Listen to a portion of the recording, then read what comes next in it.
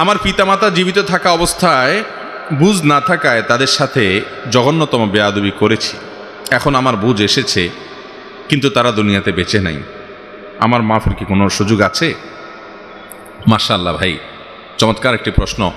আমরা অনেক ভাইরা আছি এই হতভাগ্যের জায়গায় আমরা চলে গেছি যে বাবা মা জীবিত, তাদেরকে আমরা কদর করি নাই, তাদের না কদরই করেছি, আল্লাহ তাআলা নিয়ে গেছেন। ভাইরা আমার, এই সম্পদটা যতদিন আছে বেঁচে এই বটগাছগুলোর কদর করবেন ভাই।